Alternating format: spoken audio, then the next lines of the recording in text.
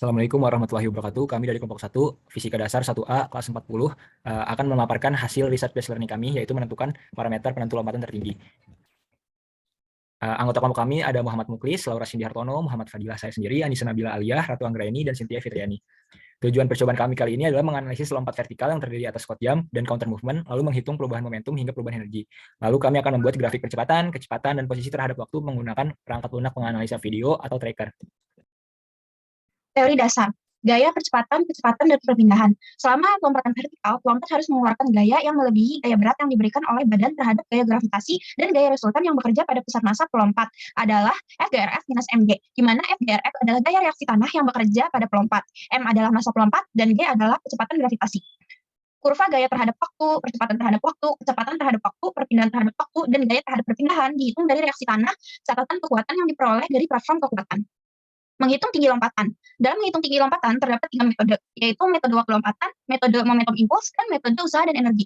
Hubungan antara ketinggian lompatan dan kecepatan lepas landas dapat diperoleh dengan hukum kekekalan energi mekanik pada fase terbang, yaitu setengah mvto kuadrat ditambah mgyto sama dengan setengah mv puncak kuadrat ditambah mgy puncak. Kecepatan vertikal puncak adalah 0, yaitu saatnya puncak sama dengan 0. Dan ketinggian lompatan yaitu Y lompatan sama dengan Y puncak minus YTO sama dengan VTO kuadrat per 2G, di mana VTO adalah kecepatan lepas landas. Yang pertama ada metode waktu lompatan. Untuk melompat dalam lompatan bebas, VF min VI sama dengan minus G dikali TF minus TI, di mana VI dan VF adalah kecepatan saat waktu awal dan akhir. Jika kita menganggap ketinggian pelompat saat mendarat sama seperti lepas landas, maka VF sama dengan minus VI dan kecepatan lepas landas pelompat yaitu VTO sama dengan G dikali T-flight per 2.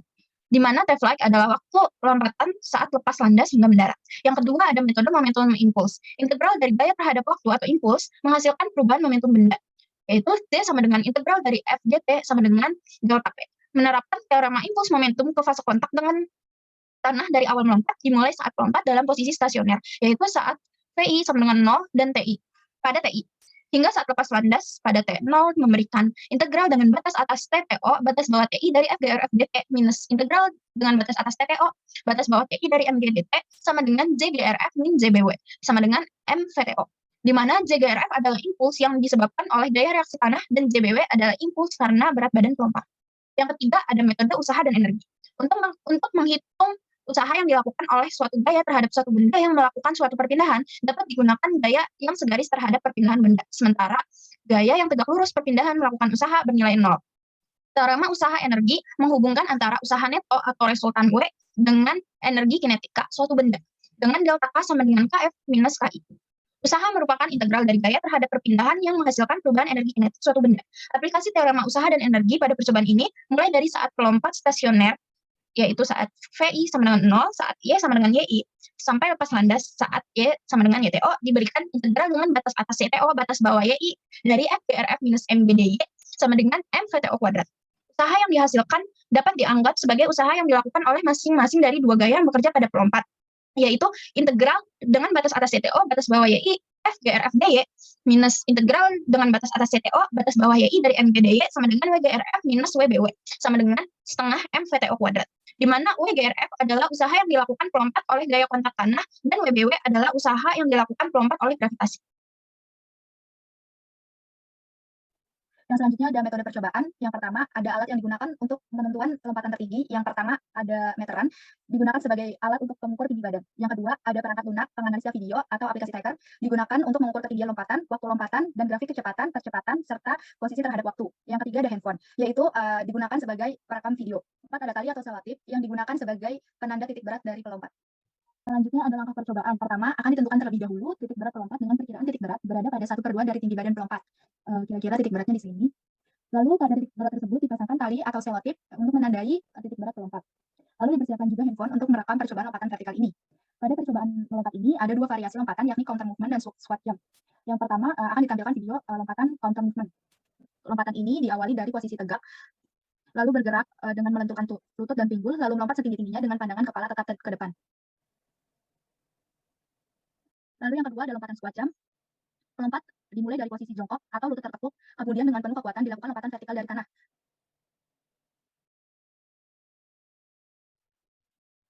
Setelah itu, hasil pengamatan berupa video diolah dengan menggunakan aplikasi tracker. Dari aplikasi tracker tersebut, diperoleh data ketinggian lompatan, waktu lompat, serta grafik terhadap posisi, kecepatan, dan percepatan terhadap waktu. Data tersebut akan digunakan sebagai penunjang perhitungan waktu lompatan, momentum, dan perubahan energi. Halo semuanya, aku Muklis. Di sini aku mau coba jelasin gimana cara pakai aplikasi tracker untuk membantu kita memperoleh data yang nanti akan digunakan dalam perhitungan pada saat pengolahan data. Nah, aplikasi tracker ini adalah aplikasi yang dapat membantu kita dalam menganalisis gerakan dari lompatan-lompatan yang telah kita lakukan. Nanti ada beberapa data yang kita peroleh dari sana. Setelah diunduh, pas kita jalanin nanti tampilannya akan seperti ini. Nah, kalau udah jalan seperti gini, udah tampil kayak gini, kita hanya perlu import videonya. Bisa lewat file, import video, terus cari di mana letak videonya berada di dokumen kita ya, di file manager. Nah, bisa juga dan cara langsung yaitu drag aja video yang udah kita siapin. Nah, di sini aku pakai video penyampai yang counter movement 1. Kita drag, nanti akan muncul seperti ini. Nah, yang pertama ini adalah posisi lompatan counter. Nah, posisinya itu dari berdiri. Terus pusat pasaku aku tandai dengan cara memegang tangan ke pusat pasanya yang ada di ujung jari bagian bawah. Nah, karena di sini kan kita mau ukur ya lompat tinggi lompatan kita gitu. Kita menggunakan pusat masa itu sebagai acuannya gitu. Nah, ini. Nah, pusat masa itu diketahui bahwa pusat masa itu adalah setengah dari tinggi badan kita. Nah, aku tingginya itu adalah 174 cm. Berarti 174 aku bagi 2, terus aku ubah ke meter itu dapat 0,87 meter. Oke, oh ya. Jadi cara pakai calibration stick itu adalah kita simpan ujung paling atas itu di pusat masanya. Pusat masanya kan aku di sini di ujung buat tangan aku sampai ke bawah ujung kaki. Itu tingginya, tinggi pusat masanya. Sangat tinggi badan. Nah, ini kita klik untuk menambahkan titik koordinat. Koordinatnya di sini. Kita drag lagi bawa sampai ini. Kita sesuaiin ya, harus sampai sama yang sama di sini juga kita yang penting sejajar. Ini kita rapiin dulu sedikit biar lebih rapi.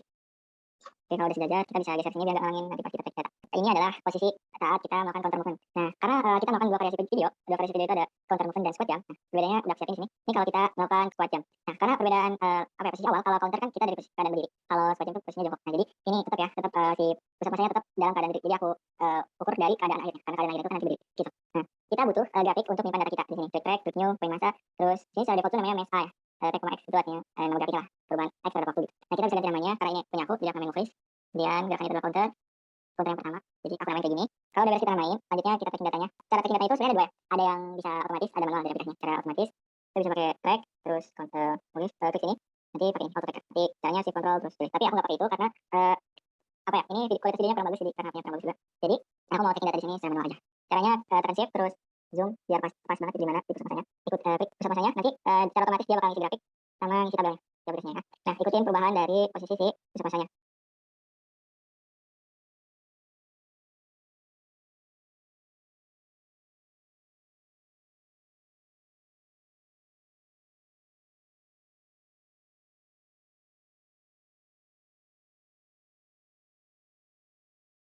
Oke, nah kita udah selesai nih dapetin datanya dari aplikasi udah kita tracking nih. Nah, selanjutnya kita tampilin semua grafiknya biar kita tahu. Nah, ini kurang lebih grafiknya gini. Pada percobaan ini yang kita butuhkan itu adalah 3 grafik. Yang pertama ada grafik posisi player terhadap waktu. Nah, ya kalau kita mau ganti tinggal klik aja di sini. Karena tadi kita butuh 3, klik 3 artinya terus sekarang kita mau ganti jadi yang lain, klik di sini, bisa pilih. Yang pertama kita butuh Y, terus velocity Y, ya, komponen kecepatan di Y, kemudian area acceleration di komponen kecepatan di komponen Y. Kalau udah klik kanan di sini, klik kanan bebas gimana aja, terus copy, terus kita pindahin ke Word misalnya, untuk datanya. Di sini data yang kita gunakan itu ada 2. Yang pertama yang nanti digunakan dalam pengolahan data. Yang pertama itu adalah tinggi maksimumnya, tinggi maksimum dari lompatannya. Yang pertama itu klik di sini, kita bisa langsung lihat dari sini ketinggiannya. Bisa jadi kayak bandingin aja satu-satu, sini tinggi berapa gitu misalnya. Atau dengan cara yang seperti itu, klik aja salah satu titik di sini, sebelah sini terus kita bandingin di sini, di nilai kita itu yang kira-kira oh ini paling tinggi misalnya. Kita bandingin nilainya dari tabel. Ternyata yang paling tinggi itu adalah 0,346 meter. Itu berarti ketinggian maksimum yang aku capai saat melakukan gerakan lompatan counter.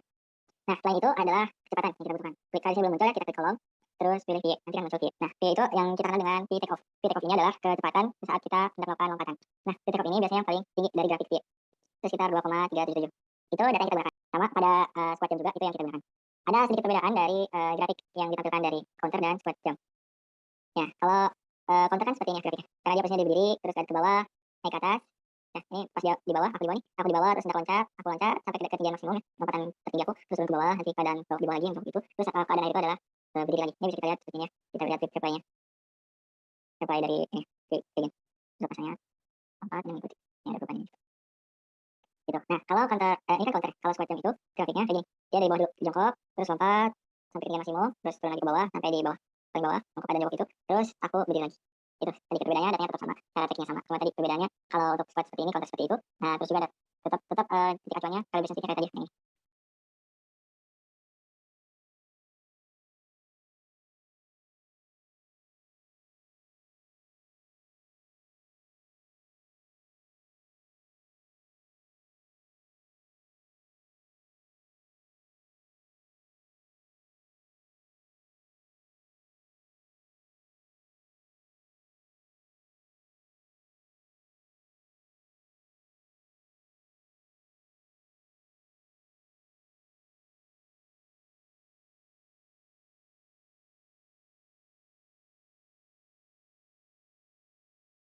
Sesuai dengan tujuan, kami akan menghitung tinggi lompatan, kecepatan lompatan, perubahan momentum, dan perubahan energi mekanik. Di sini saya menggunakan data counter movement jam yang saya lakukan. Ketinggian lompatan sebesar 0,29 meter dan v take off grafik sebesar 2,33 meter per second ini diperoleh dari tracker. Sedangkan v take off teori dihitung dengan menggunakan hukum kekekalan energi, yaitu V sama dengan akar 2GH. Penurunan rumusnya ditampilkan di slide bagian kanan. Energi mekanik awal sama dengan energi mekanik akhir. Sebelum lompat, H awal bernilai 0, sehingga F awal juga bernilai 0. Dan setelah melompat dan mencapai H max, V bernilai 0, sehingga F akhir juga bernilai 0. Sehingga diperoleh setengah MV0 kuadrat sama dengan MGH. M di kedua sisi bisa dieliminasi dan diperoleh V0 sama dengan akar 2GH. Jadi V take off teori adalah akar 2 kali gravitasi 9,8 dikali H 0,298. Didapat hasil V take off teori sama dengan 2,416 meter per second. Perubahan momentum dihitung dengan rumus M kali delta V, dengan delta V yaitu V akhir dan V0 yaitu V take off. V akhir yaitu V saat mencapai Y max dan bernilai 0. Delta V berdasarkan grafik dihitung dengan menggunakan V take off grafik dengan rumusan M kali delta V sama dengan 47 dikali 0 dikurangi 2,33. Diperoleh nilai momentum grafik sebesar negatif 109,51 kg meter per second. Dan delta P teori dihitung berdasarkan V teori. M kali delta V sama dengan 47 dikali 0 dikurangi 2,416 sehingga diperoleh nilai momentum teori sebesar negatif 113,588 kg meter per second. Perubahan energi mekanik dihitung dengan rumusan delta E sama dengan delta EK plus delta P sama dengan setengah M delta V kuadrat ditambah MGH. Delta EK grafik yaitu setengah kali 47 dikali delta V grafik yaitu 0 dikurangi 2,33 kuadrat plus delta EP grafik yaitu 47 dikali gravitasi 9,8 dikali tinggi lompatan 0,298 sehingga diperoleh delta M grafik bernilai 264,8379 Joule. Untuk delta M teori sama rumusannya, hanya V awalnya menggunakan V take off teori sehingga diperoleh delta M teori bernilai 274,429 Joule. Proses pengolahan data squat jam dilakukan dengan rumusan yang sama seperti counter movement. Ya, setelah data tersebut diolah, kami membuat visualisasi data tersebut menggunakan bahasa Python di Jupyter Notebook. Di sini kami menggambarkan grafik squat jam. Di sini merupakan Hmax-nya tiap orang. Ini merupakan perubahan momentum tiap orang juga, minus. Di sini juga terdapat kecepatan take off dari setiap orang. Di sini juga terdapat grafik perubahan energi setiap orang. Nah, ini merupakan grafik counter movement. Di sini merupakan ketinggiannya. Ini merupakan energi mekanik setiap orang. Ini merupakan kecepatan setiap orang. Ini merupakan perubahan momentum setiap orang. Oke. Selanjutnya saya akan membahas analisis yang telah kelompok kami buat.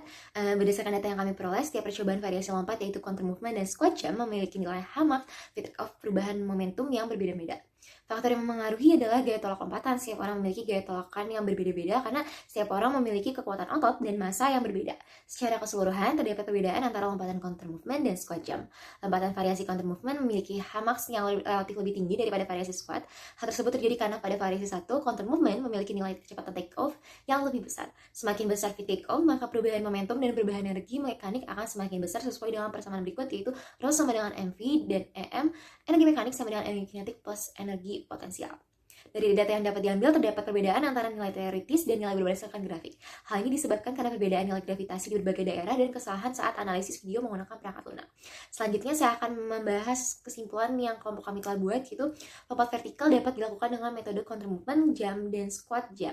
Berdasarkan percobaan yang kelompok kami lakukan, metode counter movement menghasilkan lompatan yang lebih tinggi dibandingkan squat jam. Lompatan counter movement melibatkan pergelangan otot sehingga lompatan counter movement memiliki gerakan yang jauh lebih alami dan menghasilkan lompatan yang lebih tinggi. Besar nilai rata-rata perubahan momentum dari lompatan yang kelompok kami lakukan yaitu untuk squat jam teori sebesar min 119,67 kg meter per second dan grafik sebesar min 77,41 kg meter per second. Kemudian untuk counter movement teori sebesar min 121,21 kg meter per second dan grafik sebesar min 122,885 kg meter per second. Terlihat bahwa rata-rata terbesar pada perubahan momentum adalah pada squat jam. Sedangkan nilai rata-rata perubahan energi dari lompatan yang dilakukan oleh kelompok kami yaitu untuk squat jam teori sebesar 281,51 Joule dan squat jam grafik sebesar 263,1 Joule. Kemudian untuk counter movement teori sebesar 294,27 Joule dan counter movement jam berdasarkan sebesar 272,8 Joule. Berdasarkan tersebut terlihat bahwa baik teori maupun grafik counter movement memiliki rata-rata perubahan energi yang lebih tinggi.